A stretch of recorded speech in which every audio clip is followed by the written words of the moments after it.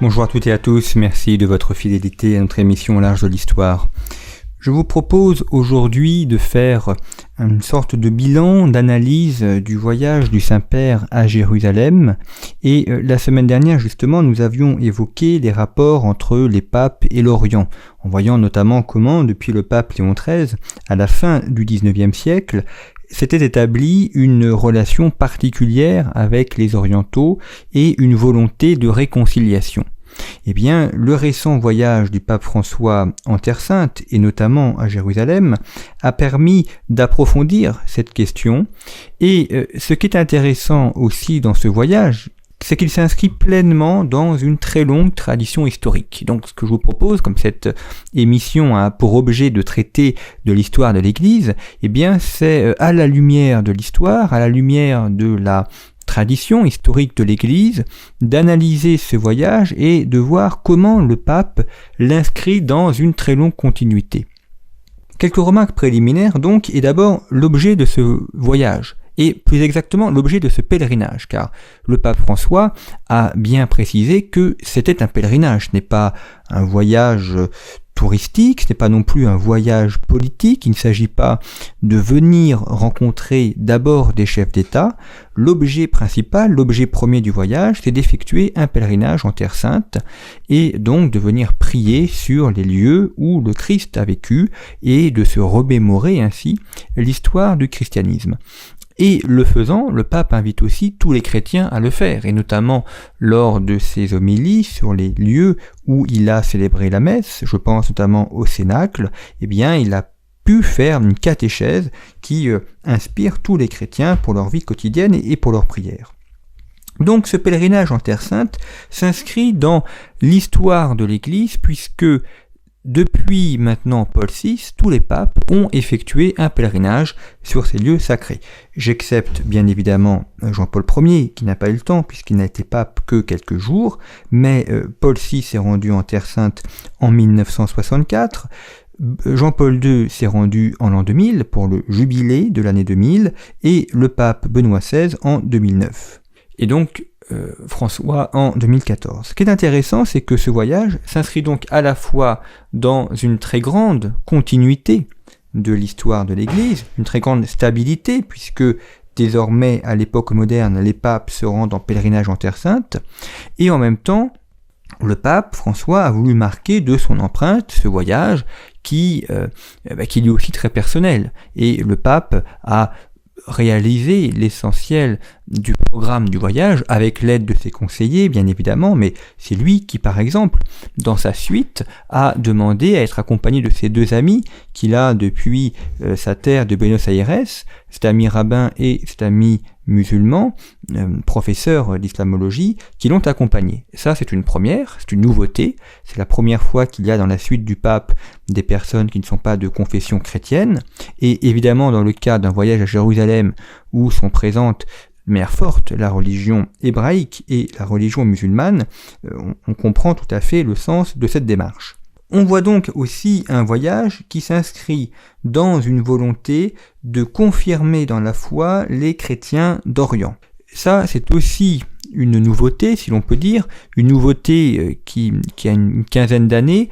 C'est en effet, depuis 15-20 ans au maximum, une préoccupation de la diplomatie pontificale qui est de permettre aux chrétiens d'Orient de rester sur leur terre. L'Orient apparaît très souvent comme une terre de guerre, de conflit, et on sait que depuis ces dernières années, les chrétiens en Orient sont les victimes directes de ces conflits, au moins depuis l'invasion américaine de l'Irak en 2003, qui a donc frappé durement les chrétiens d'Orient, et puis il y a eu ensuite la guerre civile en Syrie, il y a des problèmes récurrents au Liban depuis les années 1980 avec la guerre civile libanaise, et puis maintenant un pays qui est très souvent déstabilisé. Et donc on voit une communauté chrétienne qui régresse, qui devient de moins en moins nombreuse, et évidemment ça c'est quelque chose qui est ennuyeux pour le Vatican, enfin ennuyeux au sens où c'est une cause importante de soucis et une volonté de permettre que ces chrétiens puissent rester sur leur terre. Il y a eu un appel très important des papes, au moins depuis le Benoît XVI, à ce que les chrétiens n'émigrent pas, de Benoît XVI et de François, et également de l'ensemble des patriarches orientaux, une volonté que les chrétiens n'émigrent pas parce qu'il est indispensable qu'ils restent sur cette terre afin qu'ils puissent témoigner de la présence du Christ. Alors, je vous donne quelques chiffres de la présence des chrétiens en Orient.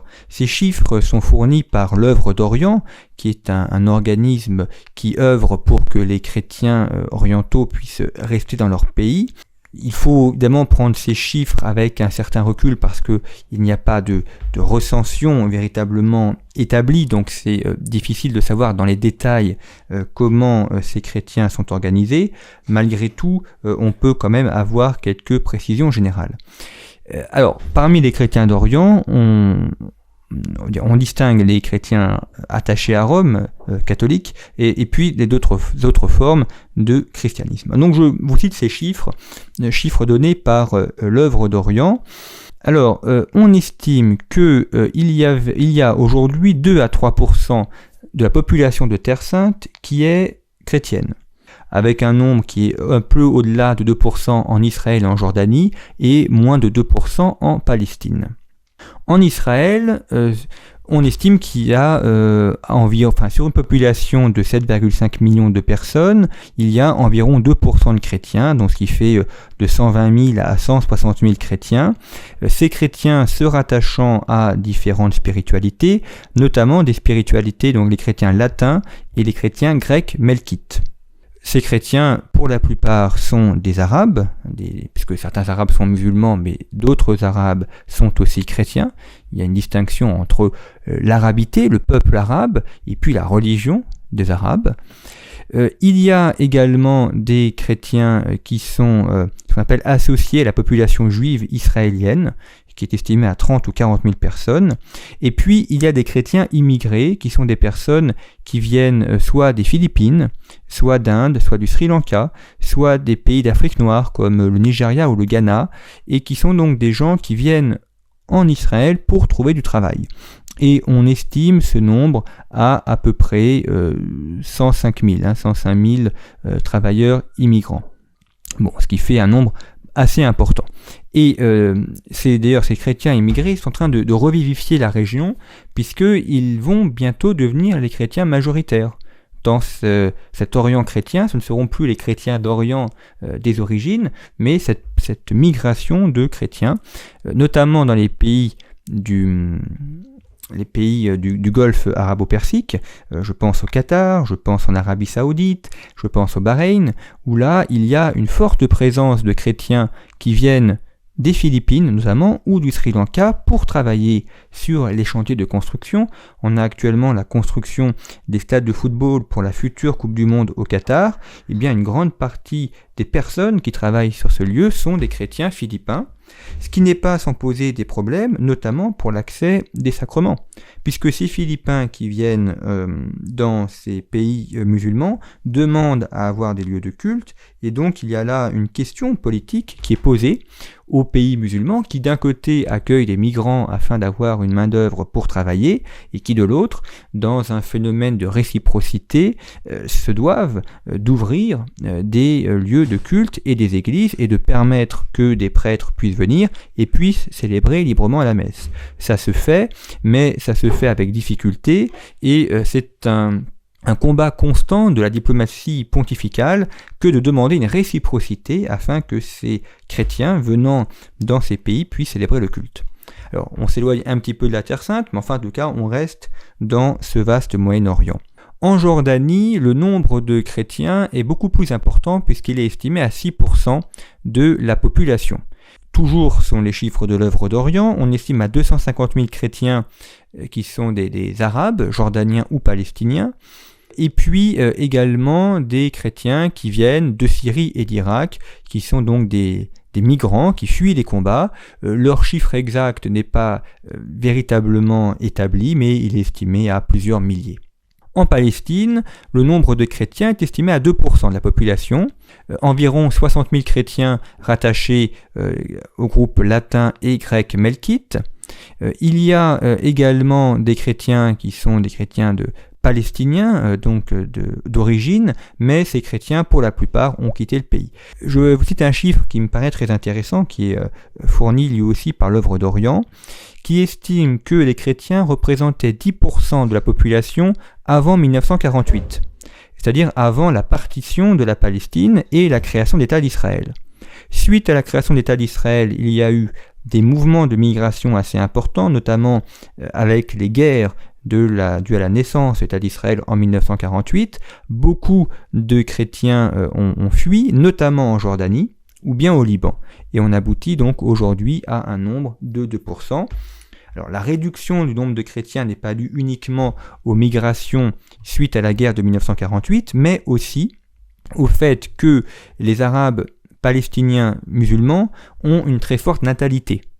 Alors ils ont une très forte natalité, c'est le pays qui a la plus forte natalité dans la région, à peu près 7 enfants par femme en moyenne, et c'est un moyen pour les Palestiniens de combattre la présence des Israéliens. C'est ce qu'on appelle, en termes de géopolitique, la guerre du ventre, la guerre du nombre, puisque plus ils sont nombreux, plus ils auront de chances de prendre le pouvoir de manière démographique. Et alors que dans la région, la démographie a fortement chuté, par exemple, en Iran, il y a encore 40 ans, on était à peu près à 7 enfants par femme. On est aujourd'hui à un chiffre entre 1,8 et 2,1 enfants par femme. Donc des chiffres tout à fait comparables à ce qu'on a en Europe occidentale. De même également dans les pays du Maghreb, où la démographie chute de manière très importante. En Palestine, là, elle reste à un niveau élevé. Donc vous voyez des chrétiens en Orient qui sont peu présents, qui représentent une très faible part de la population et qui, en revanche, jouent un rôle important dans la constitution du pays. Parmi les Palestiniens, de très nombreux dignitaires et dirigeants palestiniens sont des chrétiens. Il en était de même en Irak au moment de Saddam Hussein. Le premier ministre de l'Irak était un chrétien. Donc il y a une grande tradition intellectuelle, politique, commerciale aussi des chrétiens qui, tout en représentant une très faible partie de la population, ont joué malgré tout un rôle politique majeur de par leur présence dans les instances du pays. Présence qui est aujourd'hui remise en cause à cause des bouleversements politiques que connaît la région et donc du fait que beaucoup de chrétiens ont dû fuir et puis étant aussi associés au régime en place, quand le régime chute, eh bien les chrétiens subissent souvent des violences. C'est d'ailleurs un des problèmes posés par la Syrie, puisque en Syrie, le gouvernement de Bachar al-Assad qui a conclut une alliance tacite avec les chrétiens, puisque Bachar al-Assad appartient à une minorité musulmane, qui sont les Druzes, et donc les minorités se sont liguées contre la majorité musulmane, elles ont fait alliance, et par conséquent, si le régime de Bachar al-Assad tombe, eh bien les chrétiens qui restent, étant liés à lui, connaîtront des lendemains très difficiles. D'où une situation complexe, parce qu'on a d'un côté une personne qui n'est guère recommandable et qui maltraite son peuple et qui le dirige de manière un petit peu rude, mais en même temps, on sait que s'il tombe, il y a un grand risque qu'il y ait un régime pire encore, à la fois pour les chrétiens et aussi pour le reste de la population.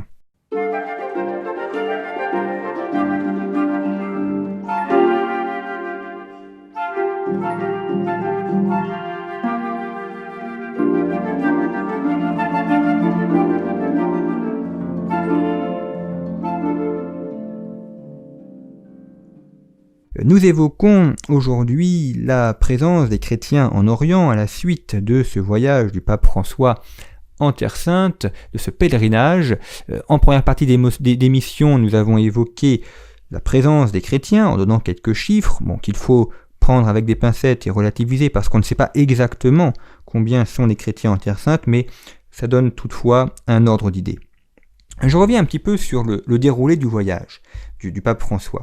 Le premier pays qu'il a visité, c'est la Jordanie. Et on voit qu'il a eu un accueil très favorable de la part du souverain de Jordanie, ce qui est quand même à remarquer parce que le souverain de Jordanie, le roi Abdallah, est quelqu'un qui descend du prophète Mahomet et qui est un chef religieux musulman. À la descente de son avion, le pape a été reçu par le prince Ghazi, qui est un fils du roi et qui est probablement celui qui va lui succéder.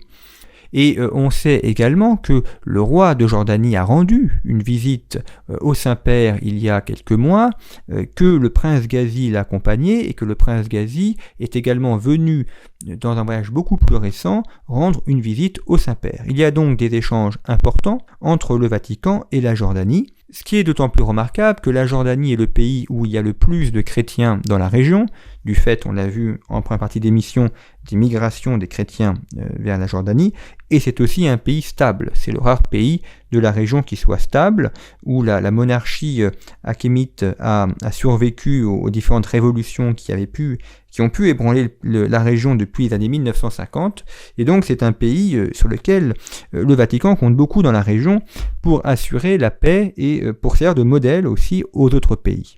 On a vu ensuite un pape qui a rendu visite à l'autorité palestinienne, et notamment à son dirigeant Mahmoud Abbas, avec un appel à ce qu'il puisse y avoir un État palestinien. Alors ce n'est pas une nouveauté dans la diplomatie pontificale que de demander l'édification d'un État palestinien. C'est une constante au moins depuis une dizaine d'années, cette reconnaissance de la volonté qu'il y ait un État palestinien. Et le pape a une très belle formule où il a dit qu'il fallait avoir le courage de la paix. Et c'est vrai que dans une région qui est marquée par la guerre, bon, je pense au Proche-Orient, mais dans d'autres régions aussi marquées par la guerre, il peut y avoir une facilité de la guerre. Finalement, la haine, la violence, la rancœur peuvent facilement prendre le pas, alors que faire la paix nécessite un grand courage. Et je trouve cette formule où il dit qu'il faut avoir le courage de faire la paix très belle, et elle exprime bien la difficulté qu'il y a à bâtir un État nouveau dans la région. De la même manière, il me semble qu'il y a cette présence évidemment en Israël qui est l'autre moment important du voyage, la visite au mémorial de Yad Vashem, qui est un passage un peu obligé. Tous les papes, Jean-Paul II et Benoît XVI sont également passés dans ce mémorial, et le pape a eu des mots très justes et très beaux sur la manière dont la Shoah doit être appréhendée, dont elle doit être comprise. Et puis il y a eu cette visite notamment aux rescapés de la Shoah, qui était un des moments très émouvants du voyage. Mais l'autre élément important, c'est bien évidemment la rencontre entre le pape François et le patriarche Bartholomé. Rencontre qui a abouti à la publication d'un texte commun qui commémore à la fois la rencontre entre Paul VI et le patriarche Athénagoras le 6 janvier 1964 et qui se veut aussi une nouvelle pierre dans la construction d'un œcuménisme. Et c'est sur ce texte que nous allons consacrer quelques minutes de la fin de notre émission, parce que ce texte est très intéressant à étudier. J'en ferai un petit commentaire et vous allez voir à quel point il s'inscrit complètement dans l'histoire de l'Église. Et on peut avoir un regard historique pour comprendre ce texte. Tout d'abord, au niveau de l'œcuménisme, ce que dit le pape, et avant lui ses prédécesseurs, c'est que l'écuménisme, ce n'est pas un syncrétisme. Ce n'est pas un mélange des religions chrétiennes, des spiritualités chrétiennes pour faire une sorte de nouvelle religion qui se fonde sur le plus petit dénominateur commun. D'abord, l'écuménisme, c'est l'alliance c'est la volonté de toutes les communautés chrétiennes de s'associer et de trouver un moyen d'entente en commun. Mais l'écuménisme, c'est avec les communautés chrétiennes. Il y a ce terme grec d'écoumène qui désigne la terre mère, si on peut dire. C'est différent du dialogue interreligieux. Le dialogue interreligieux, c'est avec les autres religions. Donc, l'écuménisme, ce n'est pas se mettre d'accord sur un petit dominateur commun et faire un syncrétisme de l'ensemble de ces spiritualités chrétiennes, c'est au contraire avancer en commun et dépasser les contradictions par l'entente sur un point point commun qui est en réalité s'entendre autour du message du Christ. Donc il s'agit bien de dépasser les divisions et de toujours revenir au Christ. C'est la raison pour laquelle cette rencontre a lieu à Jérusalem. Le patriarche Bartholomée est patriarche de Constantinople. Il aurait donc pu y avoir une rencontre à Constantinople, l'actuel Istanbul. Mais en se rencontrant à Jérusalem, sur les lieux mêmes où le pape, où le Christ est mort et est ressuscité, sur le lieu même où il a prononcé cette formule, que tous soient un, eh bien on veut affirmer l'importance de se fonder sur le Christ pour restaurer l'unité perdue. Et par là même, on voit la densité historique qu'il y a dans cette vision œcuménique. L'écuménisme, c'est quelque chose qui ne peut aboutir que si on s'inscrit dans la tradition de l'Église et dans l'histoire de l'Église. Et cela me ramène au texte, la déclaration commune du pape et du patriarche. Je vous en lis quelques extraits. C'est dans le premier paragraphe. Notre nouvelle rencontre entre les évêques des églises de Rome et de Constantinople, fondées respectivement par les deux frères, les apôtres Pierre et André, est pour nous source d'une profonde joie spirituelle. Elle offre une occasion providentielle pour réfléchir sur la profondeur et sur l'authenticité des liens existants entre nous, qui sont les fruits d'un parcours rempli de grâce au long duquel le Seigneur nous a conduits depuis ce jour béni d'il y a 50 ans. On rappelle ainsi comment les deux églises ont été fondées, celle de Rome et celle de Constantinople, l'une par l'apôtre Pierre, l'autre par l'apôtre André, qui sont tous les deux frères. Et on sait qu'entre frères, il peut y avoir des mésententes, des disputes, pensons notamment à Caïn et Abel. Eh bien, ces deux frères, Pierre et André, qui sont séparés, au moins depuis l'époque médiévale, il y a une volonté de permettre que ces deux frères soient désormais unis. Et donc unir le siège de Rome et le siège de Constantinople. Vous noterez d'ailleurs que l'on continue de dire siège de Constantinople, et non pas Istanbul, comme s'appelle désormais la ville, parce que en cela, on se réfère indirectement à la tradition de l'Empire byzantin, et c'est bien au nom grec de la ville, au nom des origines, que l'on fait référence, et non pas aux vicissitudes de l'histoire qui fait que cette ville a changé plusieurs fois de nom.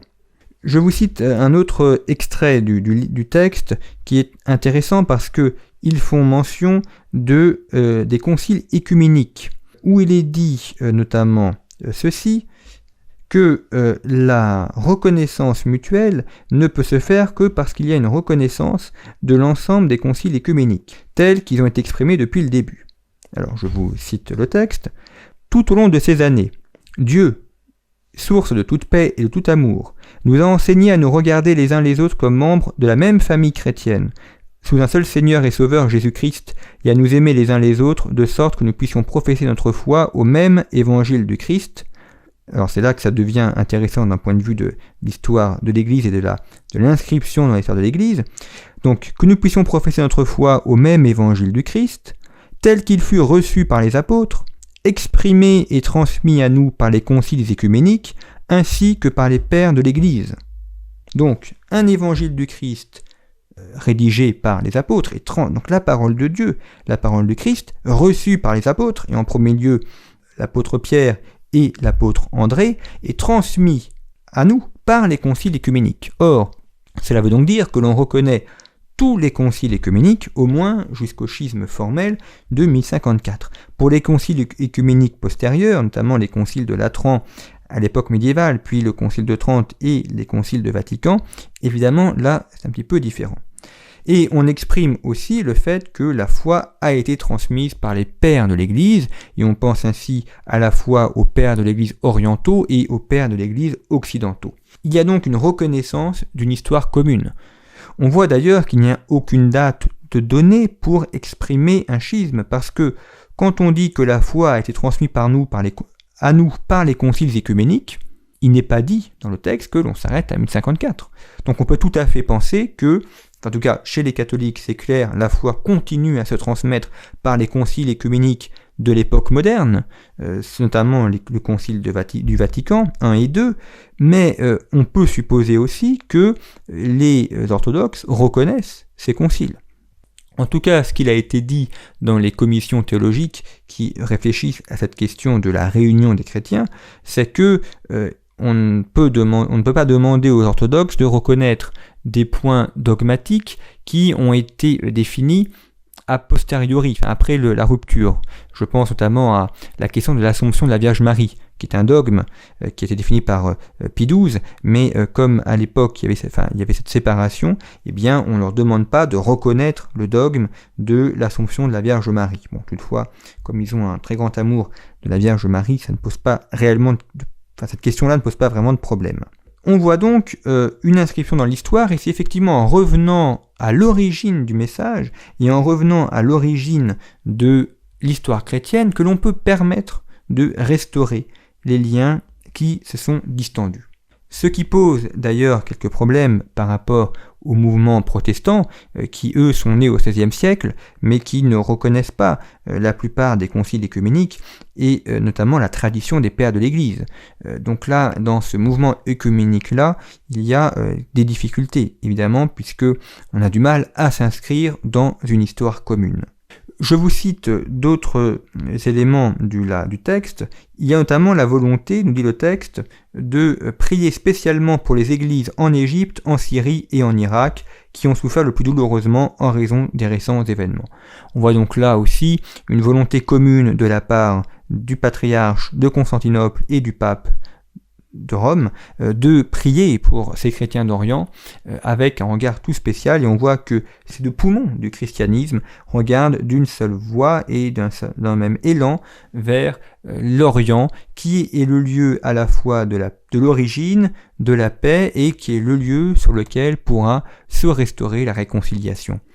Les journalistes et les commentateurs ont dit beaucoup de choses très intéressantes sur le voyage du pape. Pour ma part, en tant qu'historien et en voulant inscrire ce voyage, ce pèlerinage dans l'histoire de l'Église, il me semble que la rencontre avec Bartholomée est le moment le plus important. D'ailleurs, c'est pour cela que le pèlerinage a été effectué. Le moment le plus important parce que il ouvre des perspectives d'une réconciliation, ce qui serait un moment fort dans l'histoire de l'Église, dans la réconciliation, et ce serait l'aboutissement d'un très long chemin œcuménique. Merci, à la semaine prochaine.